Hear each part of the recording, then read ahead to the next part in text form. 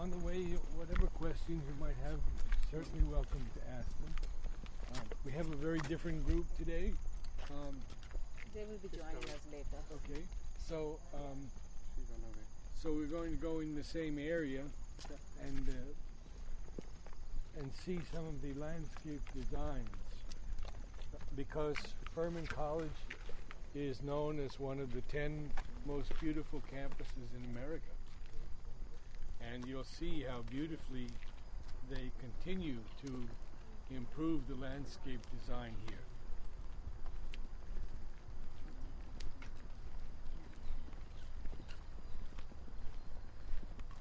Will you share something about Mother's time in Japan? Of the influence? Well, you know, she spoke to the women in Japan.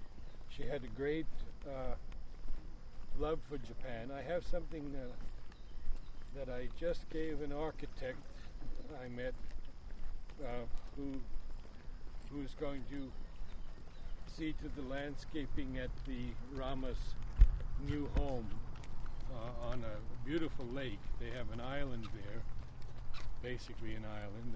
They filled in just so you could drive in to it. There's water all around. It's so beautiful. And in this letter, this selection of quotes from Mother, Mother speaks about the beauty of Japan and how that's one of their great gifts to the world. And she says it must not be allowed to die out. I've been twice to Japan, and you know they've accepted a lot of the Western ways. You don't see kimonos very much anymore, and you see Western dress mostly. But if you go out into the countryside, there's still that great beauty where everything people touch is imbued with beauty. And I went to, I can tell you about that real quick. I went to Kyoto, the famous gardens where Mother went. And in Kyoto,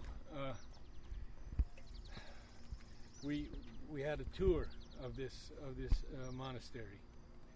And this gentleman, a monk, took us to each building, and I have never heard more perfect English in my life. And he gave us a tour and described everything in such beauty. So we finished the tour, and I said to him, "May I come back tomorrow and ask you a question?" Yes, come. So come at 8 o'clock. So at 8 o'clock I knock on the door, and it opens, and he's there exactly at 8. And I say to him, "Sir, I have a very important question that slow, no English. No English." He takes me to the first building, and there's a bronze plaque, and an Englishman had taught him to memorize in perfect English the story of each thing. So, all right, so I go slow. I said, "Tree outside." The tree was wrapped in bundles of straw. It was a pine tree, 50 feet of straw bundles all around it. And the tree was maybe 80 feet, 90 feet high. I said, "Tell me about tree."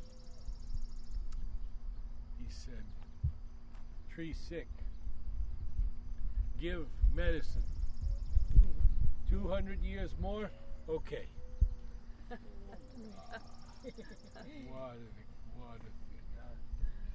He was in his 60s or something like that. He'd be gone 30 years or so. 200 years more, the tree would be okay. I went to Japan last year, but I never get a chance to go to Kyoto. I went to the Tokyo, but it was about 700 or 800 miles from Tokyo, so our tour never went there. But it's beautiful. Yes. But it's that kind of aspiration and love that we have to have for nature to bring her back to health.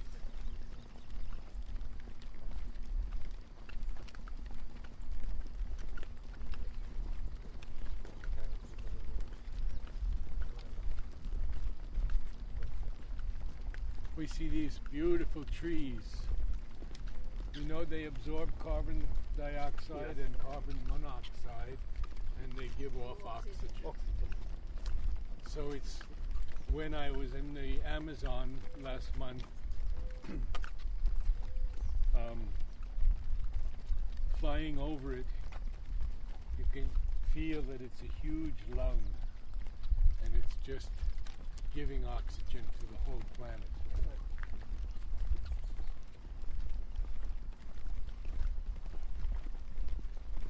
I feel like sharing with you. We were in Vancouver. They have this longest gondola ride over the forest. Mm-hmm. So see the trees, forest, trees. Yes. Trees, forest. Did you go to Bouchard Gardens? Yeah. The last You year did? we had gone. Yeah. Not this year. Not this time. year. Last year we had gone to Years Alaska back. and that time. What an experience that is. Huh? That is it. Yeah. Flowers. And actually, Vancouver, Victoria, the hanging baskets of flowers in the street, I've never seen anything like it. Yep. It is so beautiful. But Europe has things like that. No, Some places, yes. yeah. I just got an email from somebody that the most beautiful garden of the world is in United Arab Emirates. I have the pictures at home. I have the pictures Yeah. too, but that's Artificial. yeah. Okay. Yeah. Even though we have not seen it, I can imagine what you're saying. Like Dubai, okay. right? Plastic palms and all this. Right? To some degree. Let's yes, look at this these country. pine trees here, these great pines. And we know all about pine cones. These are evergreens. And evergreens, we do not see the leaves drop. Although they drop, they don't drop all at once. You can see the pine needles on the bottom. So there's a constant renewal of the foliage. Dropping, putting on new leaves, putting on more leaves, dropping again. The pine straw is one of the best mulches that we have. And you probably know that. You've seen that. Yeah, it's You a can- fine mulch. You can put it on a slope, and a bare slope, and the water will not erode the soil because the needles interlock, and so the rain is absorbed.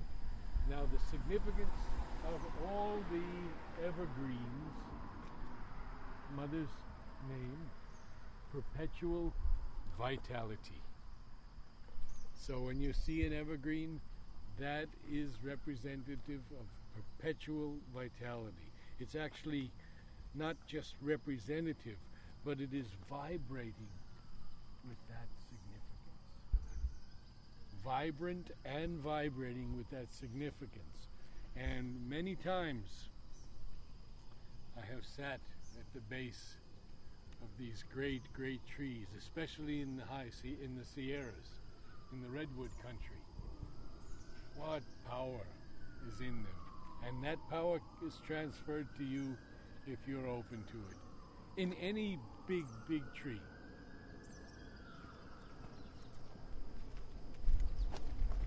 Anybody know how to measure a tree? With the bark of the tree, yes. But there's the measure the height of a tree, not the age. Age is at the end of the tree when you find the circles. That's the age, Yeah, right. that's the age. So if we want to know the height of a tree, who has a pen or pencil? Trigonometry. Huh? I have a pen. It's very simple. Very simple. The angle, you take the angle. You stand back far enough, and you put someone at the tree. Let's say that person is 5 feet or 6 feet. So you hold the pen or pencil like this until you have the person's foot at the base and their head at the top. So let's say that's 5 feet, and then you just keep moving up by 5 feet or 6 feet like that till you get to the top of the tree, and you've got the height of the tree. Now they have lasers. Who's yours? Yeah. They have lasers for golf course now that tell the exact distance to the hole. Pretty amazing.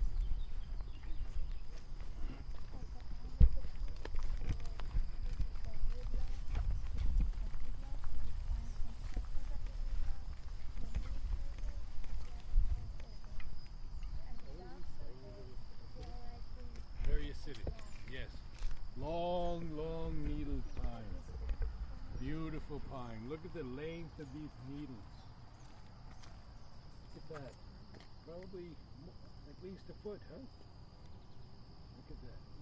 There are short needled pines also, but this one's really good for the mulch. And what they do is they have machines in Mississippi and these lower states, and they actually once a year or so they collect the pine needles, and that's what they put in the bales and that you buy and use for your gardens. Call it pine straw. But then don't you have to counteract it with something because it's acidic? Won't it? No, because it's not in the soil. So, and then again, we have many acid-loving plants. So, Kind of. but it doesn't really affect the soil very much. The way we tell acidity and alkalinity in the soil is called pH. Yeah. And we know pH from medicine and everything else. I mean, so a pH of 7 is neutral. And you can use a little testing thing, a soil test. Yeah. And to get your pH, it's very important because plants only like a certain range of pH. If it's too acidic, they won't do well. And if it's too alkaline, they really won't do well. So to an acid soil, you add lime, which sweetens it. And any of you who have grown hydrangeas know that if you want a pink hydrangea and you have a blue plant, you just put lime all around it, and next season it'll be pink. If you have a pink hydrangea and you want it to be blue, you put acid food around it, acidifying food. We have all kinds of acidifying food in the nurseries. My mother used to, when we were kids, she would say, get all the nails, rusty nails, and put them around so we could, the rusty nails would turn it to color. So one can work with nature that way just by knowing the pH. So a pH below 7 is acid, and above 7 is alkaline. And most plants love that pH in the middle, but there are many plants that like it a bit acid. Tomato. Yes, and all your evergreens like acid soil. Your Japanese iris love acid soil. And your bearded iris that we all know, that likes roughly around neutral. So many things can grow in a neutral soil. And you can get these little soil test kits where you take, there's a test tube, you put a little soil in it, and then you fill it with water, shake it up, and then put the little paper strip in there, and the color will come up, and and then you'll look at the chart, and according to that color, it will tell you exactly the acidity or alkalinity of that soil. very helpful.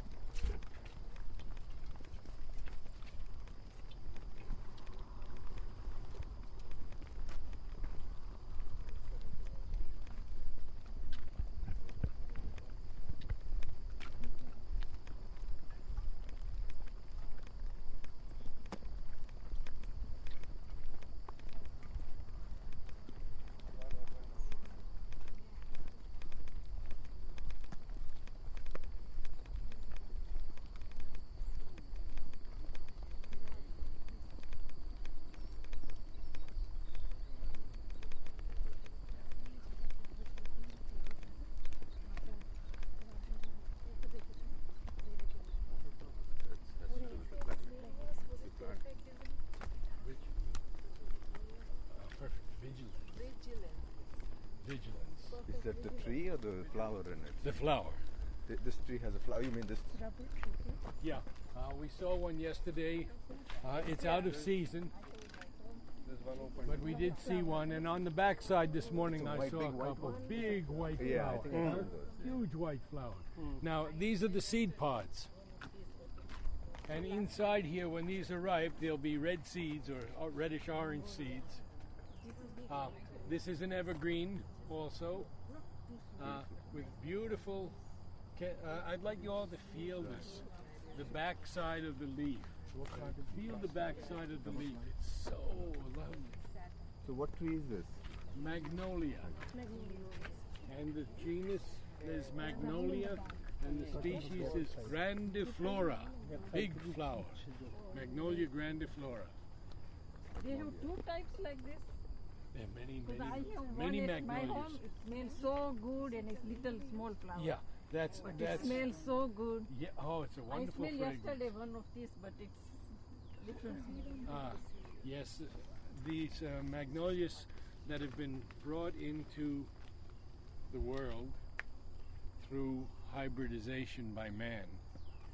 We have Samuel Summers, we have St. Mary, Magnolia St. Mary, and these are all smaller plants, Yeah. not huge trees Yeah, like I know this. the Yeah. small one. And the flower's not as big, but very Yeah, fragrant. but it smells so Beautiful good. fragrance. When somebody comes to my house in the evening time, you say, "What is this smell?"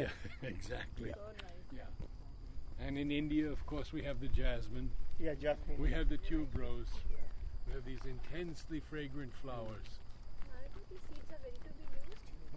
The seeds? No, no. They have to grow a lot more, and then they'll expand. And actually, you'll see the seeds in the middle of the cone. Oh.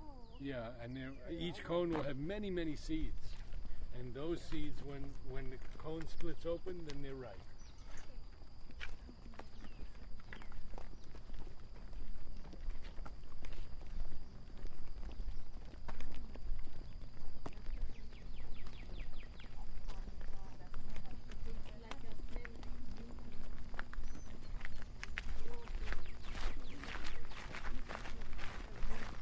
You've been doing this every day. I mean, last couple of the second time, third time.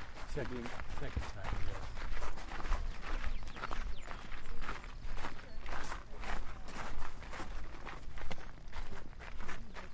Did you ever see mother play tennis? Once.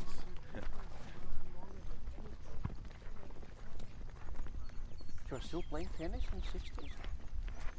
Just once. The question was, did I ever see Mother play tennis? And I have a beautiful story to tell you about my friend. He was an aristocratic Russian, Dmitry von Morenschild. And we met when I was in my 20s, early 20s. And he lived in the ashram at Golkond. He retired there and passed away at about 100. Now, Dmitry was in the Tsar's navy. And when the Russian Revolution happened in 1917, he escaped to France and then eventually made his way to America. One of the most brilliant minds I've ever met. His English was so perfect, and he had words that I'm still struggling to understand as his natural conversation. Well, he had a friend, a mutual friend, Eleanor Montgomery, in New York City. And Eleanor said, really, you must go to the ashram and meet Mother. She gave him the book Prayers and Meditations. And when he read Prayers and Meditations, he said, I have to meet this being. I mean, it so moved him. He was at the time editor of a periodical called the Russian Review. And it was a collection of all the samizdat, which is the secret underground papers that people would smuggle out to him about what was actually happening in Russia. And he did that Russian Review for more than 40 years. It's now a collection in the Hoover Institute in California.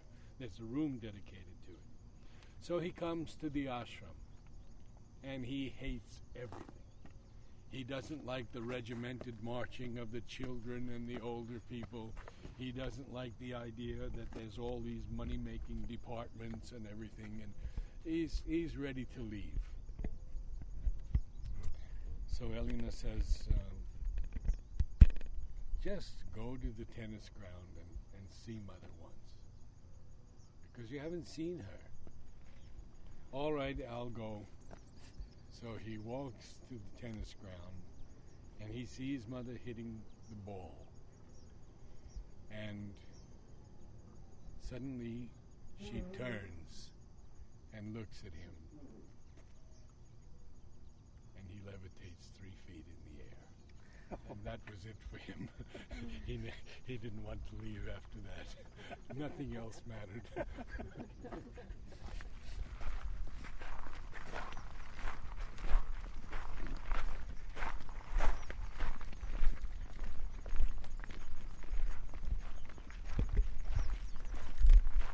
we going to see the water lilies? Yeah, we'll see the water. You take me. I don't remember. Little stomach down. I'm taking you here just to show you the beauty, simple beauty of landscaping, the beautiful curves that they have made with the grass and the junipers, the daylilies, and little taller shrubs behind them, and then the wonderful, wonderful building with the natural tile shingles. And we're going to walk up here, look at this wall, how wonderfully and with such perfect attention to detail that they have laid each level of stone so carefully. They probably used a plumb line, but it's some of the best stonework I've ever seen. We do have many kinds of stonework, but the most beautiful type of stonework is where you're looking at the wall and you don't see cement. Look at that. And they colored the cement, of course, they colored it so that it would blend, the top would blend with the stones.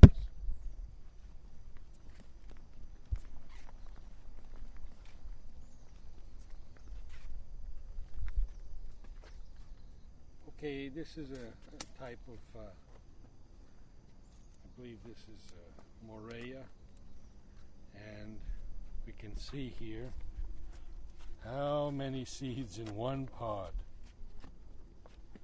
And the seed, if you squeeze it hard, you can tell if it's viable, if it has life in it. If it's papery, it won't have any life.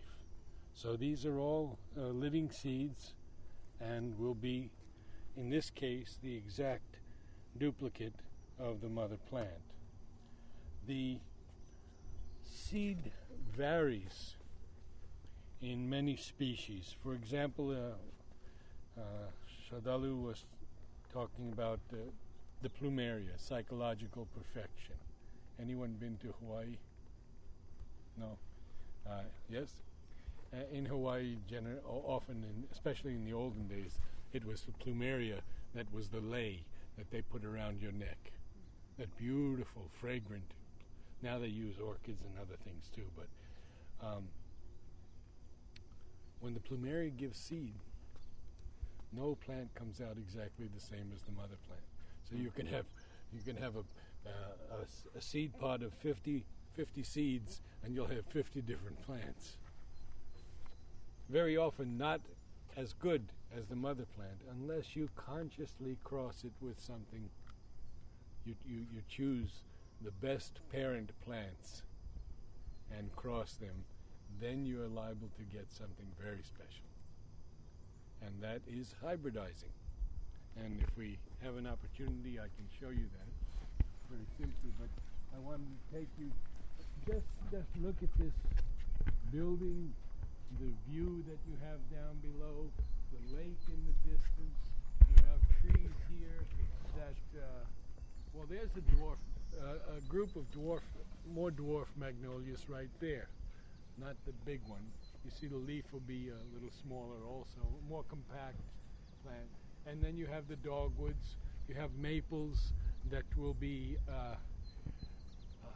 brilliant fires of red and yellow and orange in the fall. It's just so beautifully done. The pathway in the brick where you don't see cement. Here where you need it to have an absolutely smooth surface, it's done perfectly. A beautiful slate, the walls, the wood, and the view. Ah.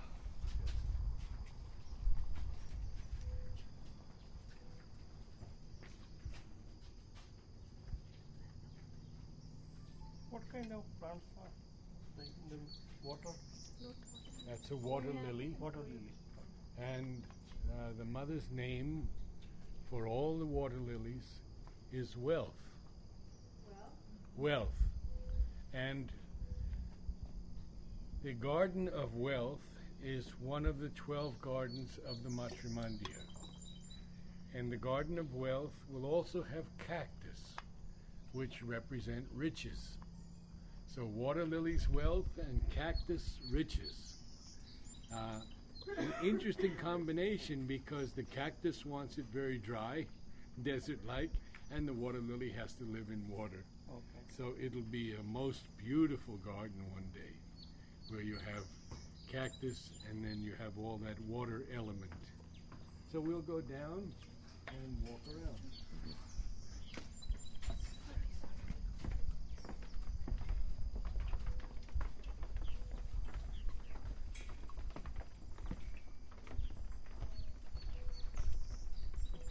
You can see here, this is a red bud, and here are the seeds beginning to ripen. And there's no sculpture like nature's sculpture. Every seed is different. As Swadali was saying, nothing is repeated. Everything is different. Each seed is different, slightly in its shape. So we'll go down and look at a few flowers now. And look at the quaking grass on the left. Beautiful, beautiful grass. With its seeds beginning to ripen.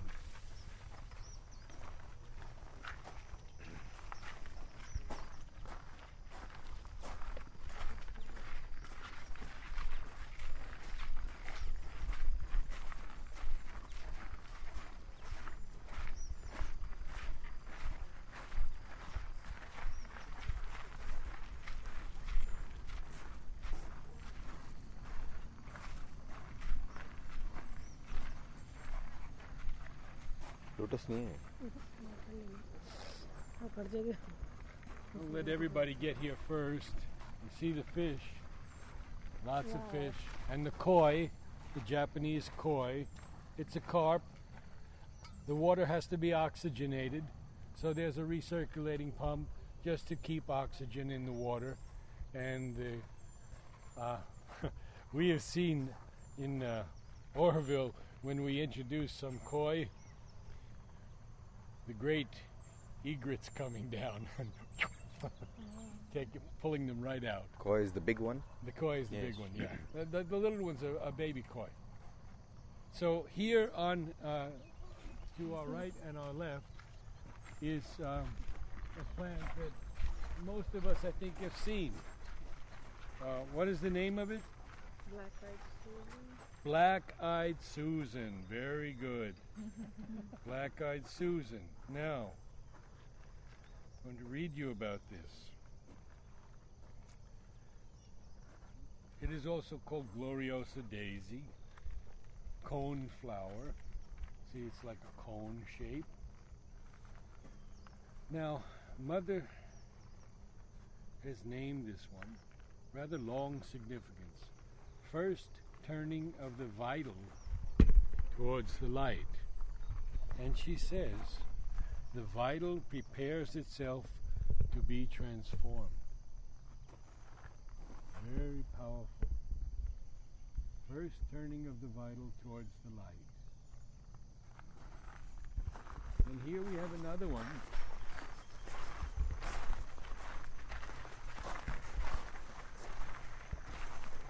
And the name of this botanical name. Now we have botanical names are always the sure identification.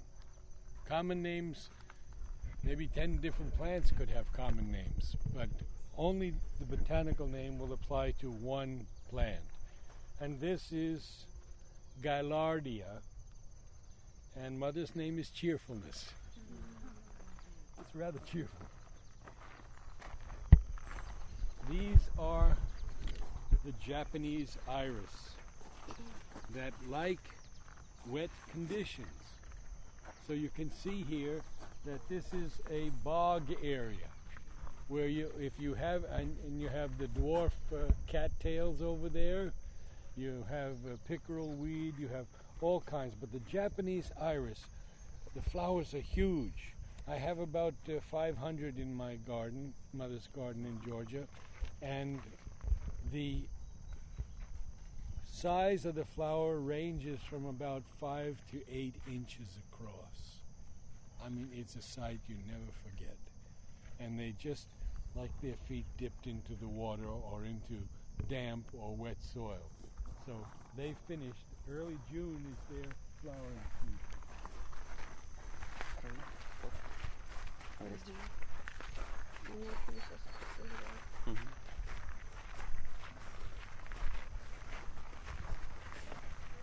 How many of you know this? Have seen the cattails in the water, in lakes, at the edge of lakes and all?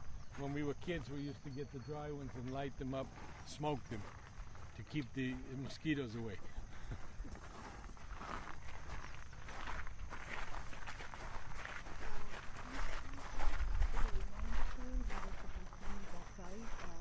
Which ones? These ones. They're trimmed these today? are no, these are not trimmed here. These are trimmed Okay. to shape them, but these are natural.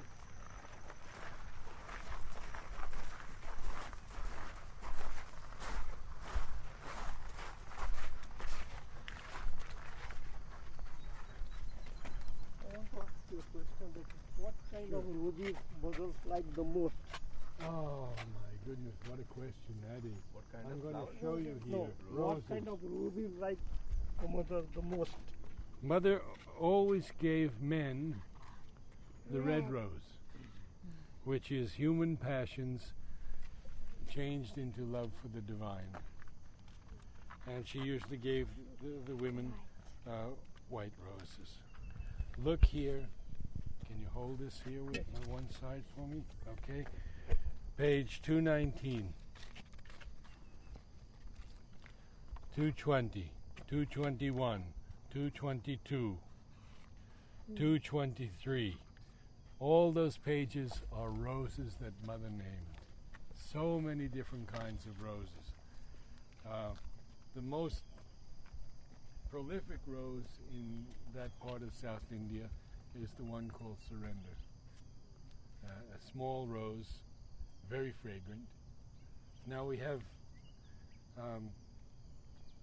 the China rose, which many of you may have seen, tenderness for the divine. We have many of the roses have to do with surrender, but you can't make a general statement about any of them, except that some flowers, like the bright orange roses, are flaming love for the divine, and the yellow roses are mental love for the divine, and the white roses, most of them in general, integral love for the divine. And all roses that have not been named are love for the divine. So, what I mean, just how beautiful. Huh? You see a slow swan silvering a lake. There's a line in Savitri. A slow swan silvering a lake. And then in another passage, a moon-touched palm tree, single by a lake. Look at the images Sri Aurobindo gives us. You know, it's not all the intense yoga. He shows us nature in all her beauty at times. Once he says, alive and clad with trees and herbs and flowers, Earth's great brown body smiled towards the skies. And then he has another one where he begins the seasons in India, the monsoon, the intense heat of the summer. And then he says, then spring, an ardent lover, leaped through leaves and caught the earth bride in his eager clasp. His advent was a fire of irised hues. His coming was the arrival of joy. And he ends it with a long passage. He talks about the jasmine. He talks about the mango. I have to tell you about that. But he ends the last line with, all nature was at beauty's festival. Now, Mother named 3 fruits. Just the fruit. Anybody know any of them? Mango, divine love. Divine knowledge. Divine. Mango is divine knowledge. Pomegranate is Pomegranate is divine love. It is very interesting. The pomegranate has the fruit is divine love spreading over the world. You open that pomegranate, you can understand that. The flower she named also. The white pomegranate flower, unmanifest divine love. The double orange, divine love. The single orange, divine sacrifice. Mango is divine knowledge. The fruit of the pomegranate, divine love spreading over the world. And we have one more. Grapes. Any idea? Abundance. No, that was the pumpkins, that family. Unity? No, divine Ananda. Oh. Oh, Ananda. Ananda. So we eat lots of grapes. Okay. We'll have to make our way back. I think we can go this way and see some more things. We do have a lot of grapes here in the retreat.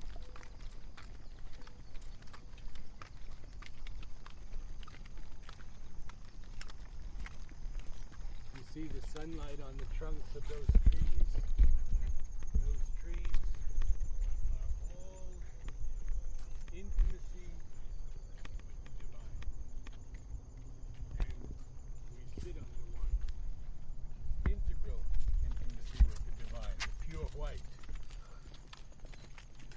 So we'll have some colors here to look at. Now remember the bark where you sat, where you sit every day under that tree, the bark is excoriating, peeling.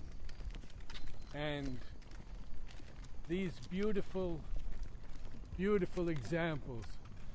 This is intimacy with the divine in the psychic, the pink. And then the dark reds are in the physical. And then there's a lavender, a purple, which is in the vital. See again, according to the colors of the being. Material, the dark red, red, the physical, purple, the vital, pink, the psychic, yellow, the mental, then the higher realms of the mind, the blues, up to supermind, gold and orange. Those colors are universal representations. Like it's not just in flowers. It's mother.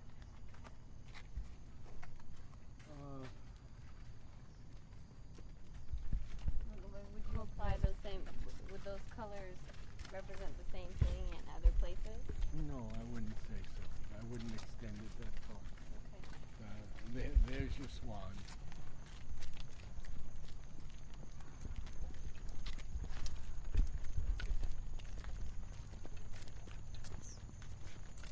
Did mother say anything about the rising sun in the morning? Not as such, but she does speak of the sun, of course, as the giver of all life. But when we are talking about flowers, she says their whole life is a worship of light.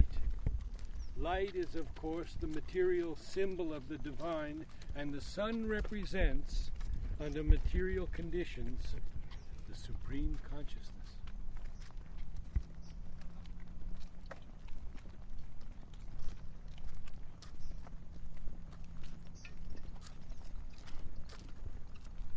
Now we have across the lake, we pass by when we go to the cafeteria, the cherry trees.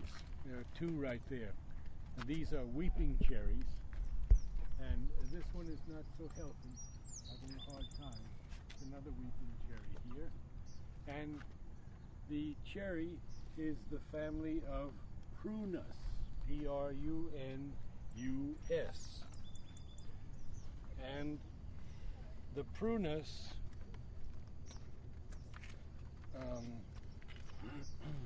Mother has named the Japanese flowering cherry right here, smile of beauty. When it's in bloom, I mean, anybody been to Washington, D.C. during the cherry period? Yes, you have? Oh, wonderful, good. And then we have Prunus communis, which is the almond tree, and that is smile of nature. So both are smiles, smile of beauty and smile of nature. And when you could just see that fellow when that cherry is in full bloom, that pink against the white, against the lake, against the green of the grass. All nature was at Beauty's festival. There's the top. Ah, yeah. Look at it, huh?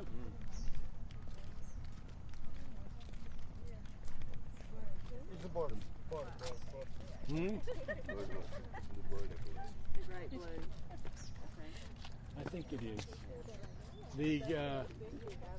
We have a great blue heron on the lake where I live also, and there's one in the cherry tree. Now the great blue heron is a great fisherman, and he stands at the edge of the lake, absolutely still, never moves, and the fish, because they don't see his movement, come close and he gets them. Now I have an interesting story about the great blue heron. My friend, Good morning. good morning, who lives on the lake also, went out by the lake one morning from the house, and he saw this great blue heron choking to death. It had swallowed a fishing lure, and the fishing lures have the barb, and you can't get it back up. He grabbed it in his arms and took it to the veterinarian, and the vet said, well, there's only one way. We have to take it out through his chest. And he cut all around the chest, lifted it out, and pulled the barb out, sewed him back up. In 1 week, the heron was flying over the lake again.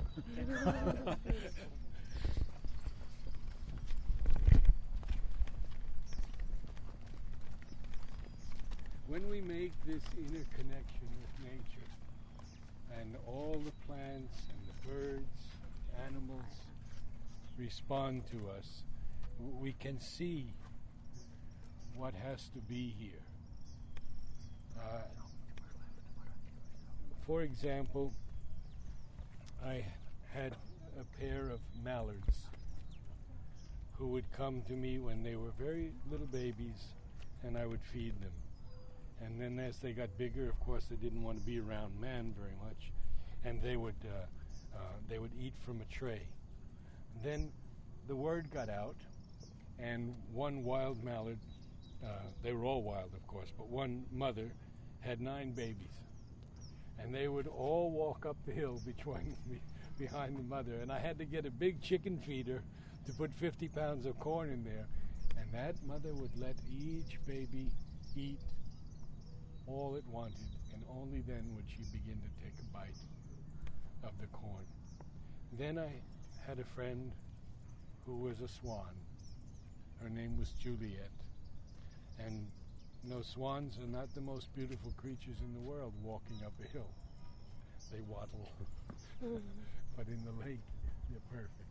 She would walk up the hill to greet me regularly and put her neck around my neck. And actually my wife took a picture of that one day. And that, there's no feeling like that unity with all life. Snakes become my friends. They walk over my feet and go into a pile of leaves to find some food.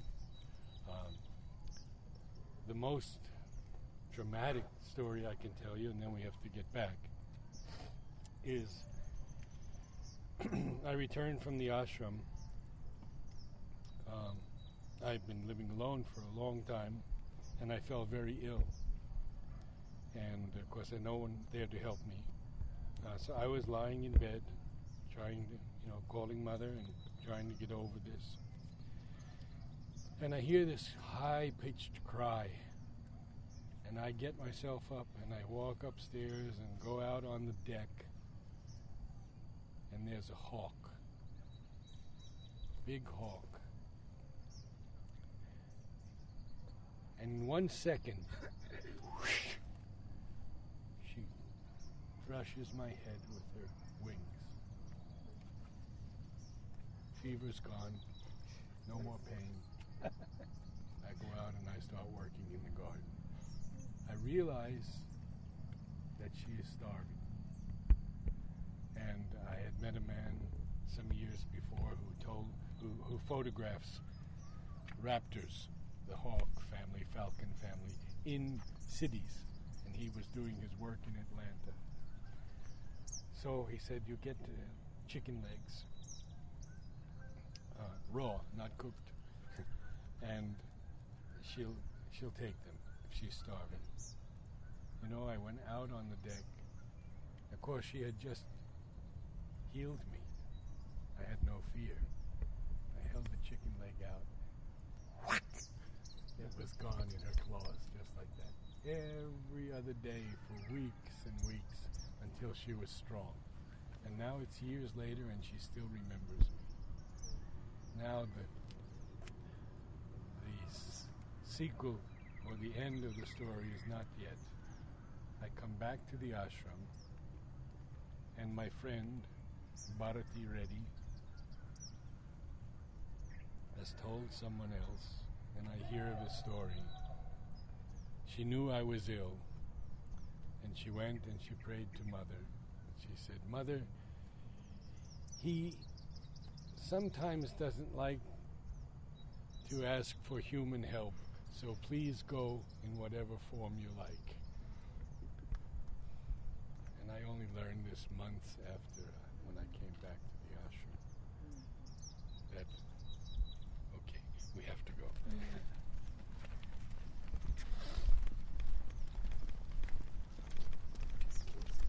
Hummingbird feeders, they're wonderful. I have a hummingbird who comes every year 1,500 miles from the Yucatan Peninsula. And he comes right to the wire that held the feeder all those previous years. And if I don't get the message, then he comes to the window and hovers in front of the window till I get the message in front of my sink. And then if I still don't get the message and I walk outside, he buzzes over my head. And then I have to make the mix up and bring out his food.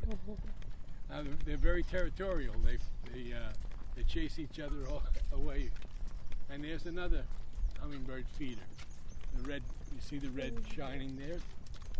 It's just a mixture of sugar and water. Of course, they make these mixtures. There's the feeder there. And they're so delightful to see. And one day I was out in the garden, and I was just watering some plants, and I wanted to spray the dust off one plant, and the hummingbird came and danced in the water, and that's something people have seen. You just hold the hose up, a very fine spray, and they'll come and they'll play in that water. It's almost at 7:25. Okay. We're not missing breakfast, are we?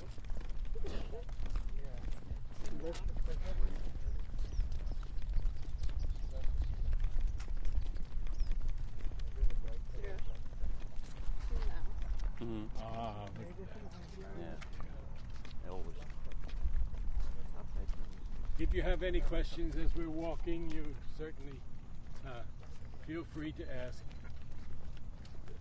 The basic question with the flowers, mother would give all visitors, or how often, or what you give us some idea. Tell us a little more about how she would give flowers, when, and.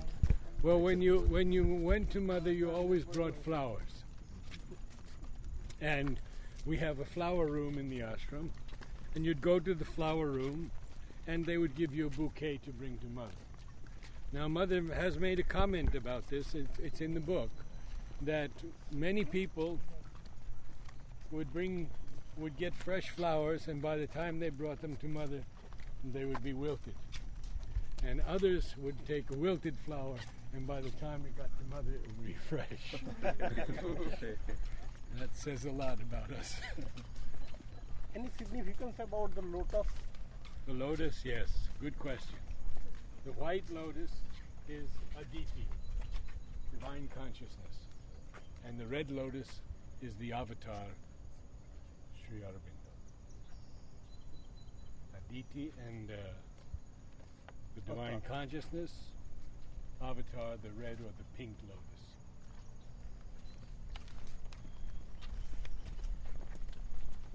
So you said, did you say about white lotus? Yes. I missed that. White lotus is the mother's flower. Okay. And her symbol is like the 1,000-petal lotus. Yes. And it's called Aditi, the divine consciousness, is the white lotus. And the pink or red, they call it, is the avatar. Anything about tulips? I just saw some tulips. I had pictured tulips in Boston in last. Wonderful. Tulips are blossoming. Blossoming tulips. Ah, yes. Yes, beautiful. Where was that? So this is Boston in Boston. spring. Ah, Boston in yes. spring. Lovely. Yes. Daffodils, power of beauty. Hyacinths, pride of beauty. This is the Japanese garden area. And see the use of stone, the dwarf trees, the rather unique tree set by a rock. That's actually a pine tree, a variegated pine tree. There's the purple cinna, the one over there nearby the rocks. That's pickerel weed. Yeah, that likes water too. Grows in the water. The purple one. Right here. Yeah. Yeah. With the spikes. Mhm. Yeah, that's pickerel weed. It's an aquatic loving plant. It has to have water. Its roots should be in water. Yeah. Okay. Yesterday there was a variegated plant leaf that was like red and white, red and green. Yes. And it had a tall shooting flower. You mentioned that it was for physical vitality.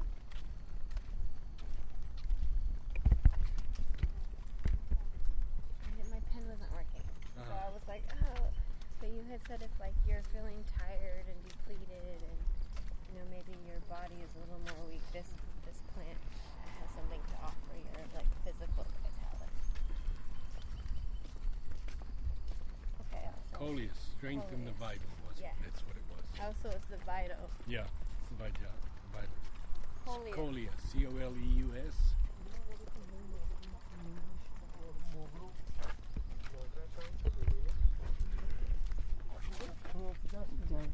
Jasmine.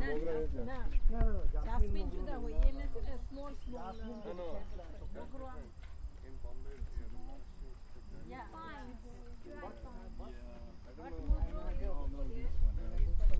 See the seed just forming here now. Rather spiky. But beautiful leaf shape. Only thing is, it's not so good in pedestrian thoroughfares because you don't want to walk on those. These are the hibiscus, right? That's a hibiscus. Yes, yeah, it is. what's its significance? Like, I Well, had the red one, okay. that blooms. The single red one Yeah, the is single red. dynamic power. Dynamic Many power. of the hibiscus are power. And we don't have one here to show you.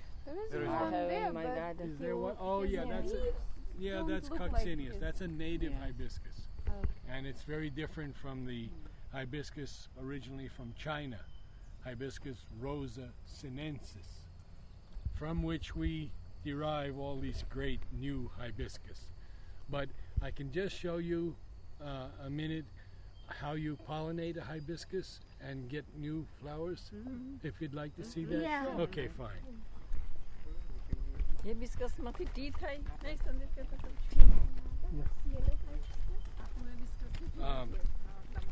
Mentalized power. Yeah, and the ladyfinger also has a yellow flower. That's also mentalized power. Would this plant grow in New Jersey? Would it tolerate frost? I've never seen it that far north, but you could try it. You could try it. It is a native. The one which grows at my home are single, but large enough, twice of this size. Oh, that's called Southern Belle. I know that one. Twice It of comes this in size. pink, it comes in white Red, and yeah. red. Yeah. Yes, yes. So they are not from the hibiscus family, Twice large. Yes, they're all hibiscus family. but twice larger than this one. Oh, yes, very big. Nah, our southern belle. Okay. એના Now, તો use the મોટા હોય reason- છે the આપણું reason છે પાછું why- જુદું I show you this for hybridizing is because the reproductive organs are so clear. In many plants, they're very difficult to find, and only a moth can go down the tube, or an insect or a fly can pollinate it. But here we have the stigma. And the stigma is often sticky, so you can remember stigma. Because the stigma has to hold the pollen. Okay, the stigma is the female part, and then this is the style here, and here is the ovary. So we have on the female part stigma, style, and ovary. And in the male part, anther and the filament, the little tiny wire that holds the pollen. Huh?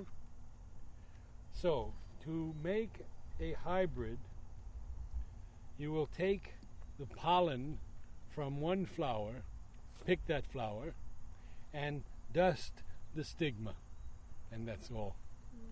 And if it's fertile and it's at the right time, I used to do it mainly around 10:30 in the morning. That would be ideal.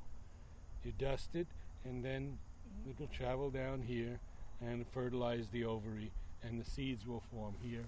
And here are the seeds forming right inside. You can even see the formation of the seed, and I think here you can see the further development of the seed, and here you can see where the sepals, where it's just beginning.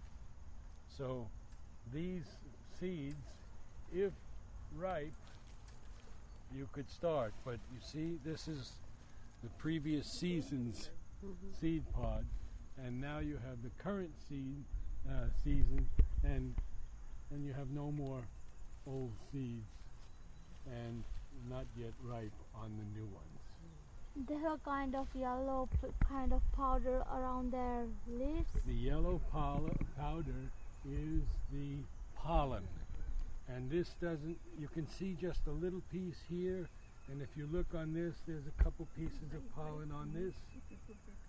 See it? A few pieces of pollen, the yellow. Okay, that's what you dust on top of here. And then that will produce the tree. That will produce the seed. Right. Okay. This is a little late in the season for this fellow, because you can see the development already of so many seeds. Now, what they need to do is simply take these old branches out and let the new branches come, which are very strong. How do you see if a branch is alive or dead? If you're pruning a plant, you want to be sure. I do like this. That's what you do, exactly like that. You just scratch a little If bit it's here, green, it's live. and you can see this is completely dead here, completely dead,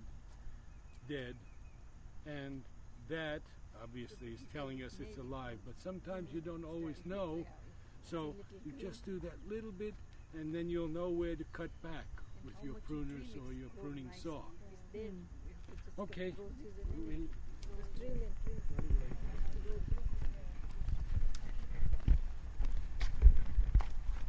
An hour goes by so quickly.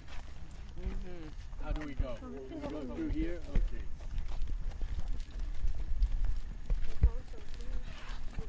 You did?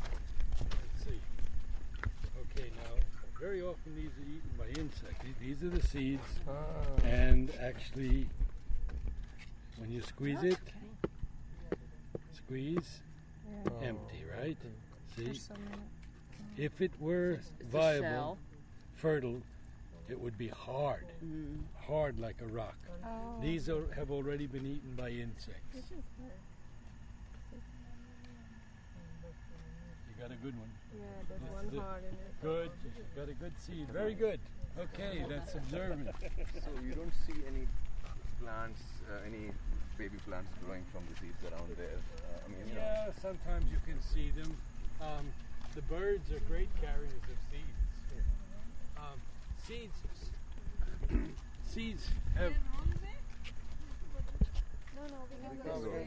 seeds have different ways of germinating. The sandalwood tree, the seed has to pass through the intestines of the civet cat, and the acid in the civet cat's stomach softens the coating on the seed, and it can germinate. In other cases, the bird has to eat the seed and pass it through, and it germinates. In some cases, a fire has to break that hard coat of the seed.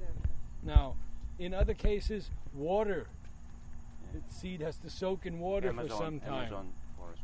So we have many, many ways in which seeds germinate.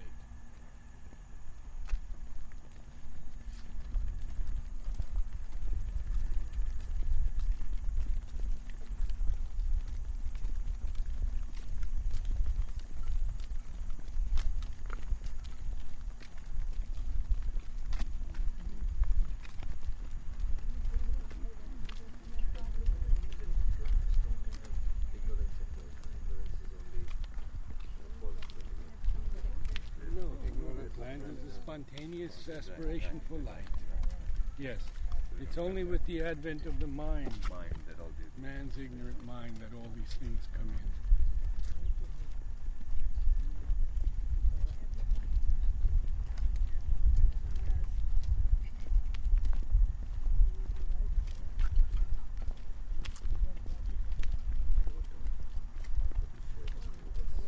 very simple thing I had written a few days ago.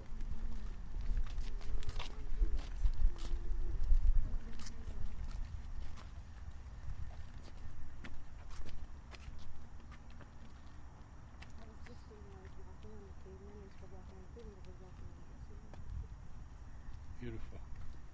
Very beautiful. Okay, we're on our way, sorry.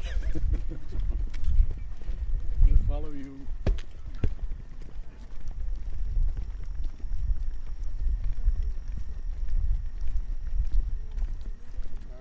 Sometimes on the rose plant, when we said sex, you keep eating on it. Yes, How much ever you want to control, it's very difficult. very difficult. How do you, is there anything you can do to the soil to Not really. Other than chemical treatments, it's very difficult. But there are things that you can find on the internet. Look under organic insect control for roses, and it'll tell you a lot of things. we tend to spray it. It's not always successful either. Yeah, it's almost like it's taken over the plant. At that point, you almost have to resort to chemicals. Yeah. And so you get what's called rose and flower food, Yes. which is, you see, that was another, I didn't tell you that last night. Mother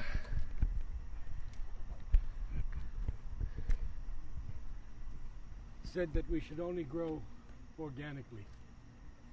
We should not grow plants with chemicals. And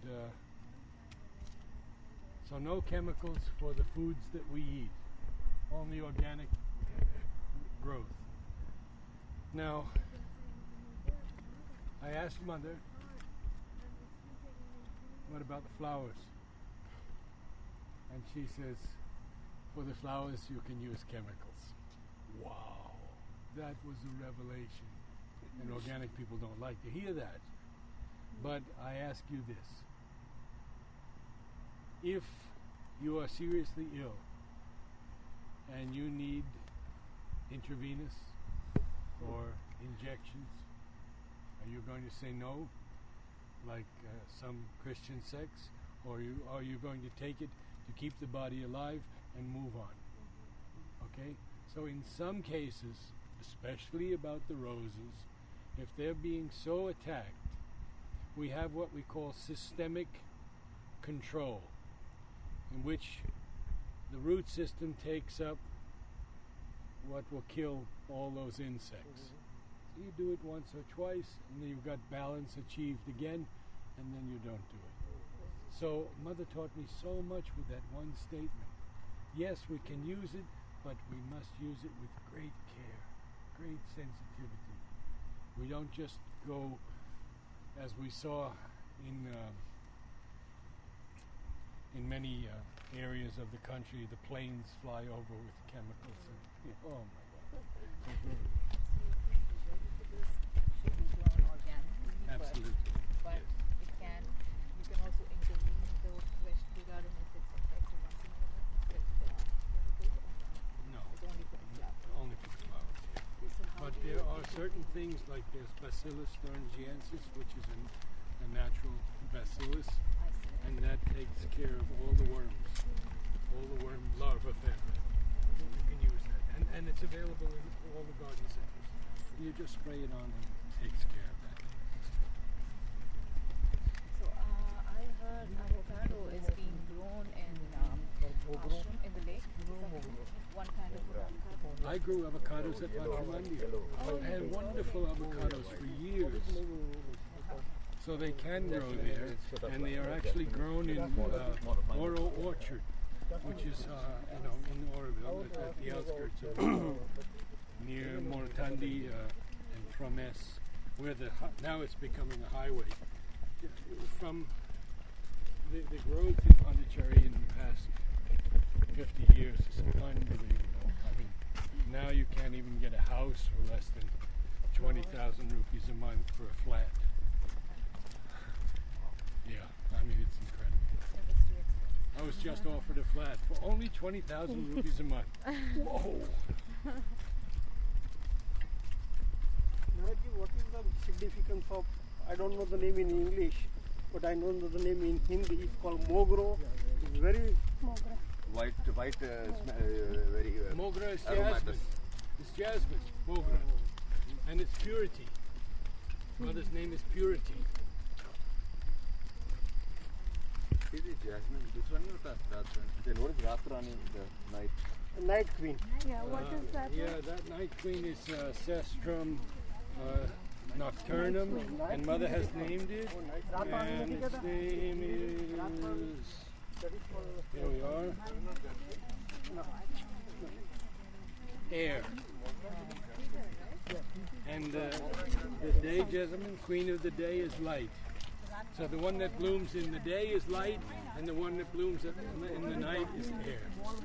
So is it true like jasmine and the night queen, they get infested very easily? No, they're quite resistant. Quite That's resistant. what the Nancy, because I told him to get a new plant. He said that don't use that because it gets infested. No, but that, I feel so bad now. Someone had given me that Mogra diya tha usne, I a know. patient The of double mine. one or the single one? We don't know, it wasn't flowering at Oh, that I time. see. But, The Mogra he had given me and I didn't take care of it. So I didn't take it. I killed it. These trees are Integral intimacy with the divine in front of us. Wow, that's so symbolic, huh? Very, very symbolic. Is that what it is? And what is the botanical name? You said it was. Lagerstremia. Lagerstremia. This is in between the Indian variety and the Japanese. Yes. So symbolic. The Lagerstremia and the common name, crepe myrtle. Integral intimacy. Crepe myrtle. It's, I find hard to believe, huh? Is that what it is? You're not making, I mean, obviously you're not making this up. Integral intimacy with the divine. Here's the book. Here's the book. I mean, that's so symbolic. That's just imagine how it happened. Lagerstremia indica white, integral intimacy with the divine. The entire being no longer vibrates except with the divine's touch, and we sit under it.